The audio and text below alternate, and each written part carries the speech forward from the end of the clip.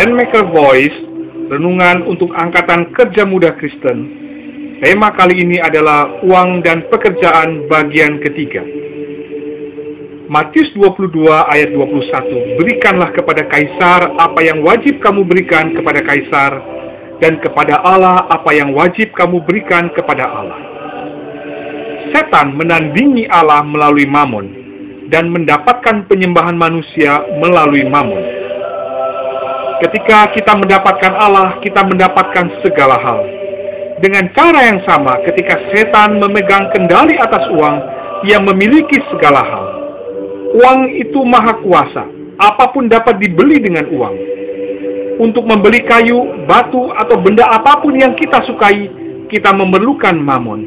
Hasilnya Mamon menjadi kekuatan, pusat, penyembahan manusia. Apakah manusia akan menyembah Allah atau menyembah uang? Ini merupakan kontroversi alam semesta. Penyembahan akan Allah terletak di satu sisi dari segala hal, dan penyembahan terhadap Mamon terletak di sisi yang lain. Mamon berlawanan dengan Allah. Mamon dapat menandingi Allah karena Mamon adalah satu-satunya hal yang dapat menyatukan segala hal. Cinta uang bukan hanya merupakan akar dari segala dosa, 1 Timotius 6 ayat 10. Cinta uang sama dengan penyembahan berhala. Kekayaan adalah berhala.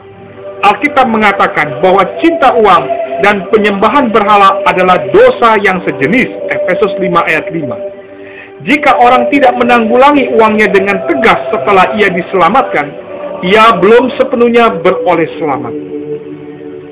Jika seseorang masih menyimpan berhala, kayu, atau batu di rumahnya, apakah kita akan menerimanya untuk dibaptis? Tetapi banyak orang belum menanggulangi masalah uang setelah mereka diselamatkan. Ada banyak lagi orang yang menyembah Mamon daripada menyembah berhala.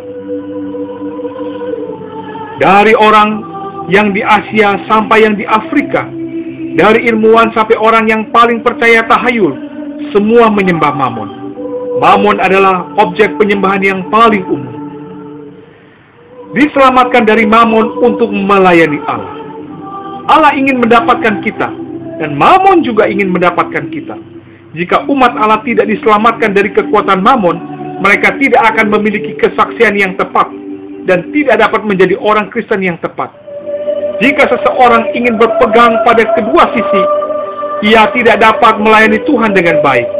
Mengapa Tuhan memberikan persyaratan yang demikian keras kepada orang muda itu dan memintanya untuk menjual segala sesuatu yang dimilikinya?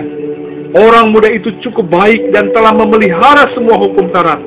Tetapi Tuhan berkata bahwa ia kekurangan satu hal yang paling penting yang berkaitan dengan Mamon. Lukas 18. Prinsip yang bersama berlaku ketika Sakeus memberikan setengah dari harta kepunyaannya kepada orang miskin ketika ia bertobat.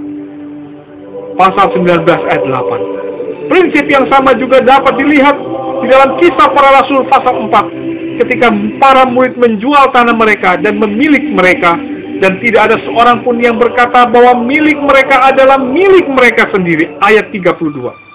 Sewaktu kita sampai di Efesus, kita melihat Paulus berkata, orang yang mengumpulkan banyak tidak kelebihan, dan orang yang mengumpulkan sedikit tidak kekurangan. 2 Korintus 8 ayat 15. Demikianlah berita ini. Kiranya Tuhan memberkati kita semua. Amin.